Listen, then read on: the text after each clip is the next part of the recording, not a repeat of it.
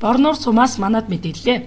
Борноор сумын ерөнхий боловсролын сургууль нь сурагчдынхаа дунд болор цомтой хүрэл тулах яруу найргийн наадмыг анх удаа зохион байгууллаа. Тус наадмыг багш Нарантуяа Төмөр бар нарын санаачилгаар сумын сургууль, соёлын төв, номын сан, эргэн цэнгэл, ууган баяр, хэсгийн төлөөлөгч Бацүх, сургуулийн захирал Нямдарж нар ивент тэтгэн явуулсан юм а. Болор цомын эзнэр 10 дугаар ангийн сурагч Бачулуун тодорлоо.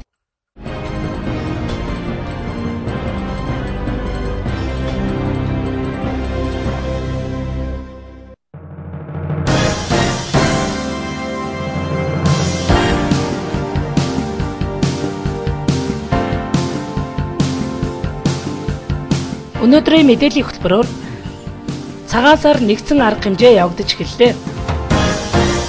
Цагаан сарын өглөө гэрээ эзэнгүй орхиж болдоггүй. Хүчний байгууллагын спортоор өрсөлдөө. Багш нарын баяр зориулсан цомын төлөө тэмцээн амжилттай боллоо. Болор цомтой хүрэл тулах яруу найргийн наадам зохиогдлоо. Эдгээр мэдээллийг хүргэлээ.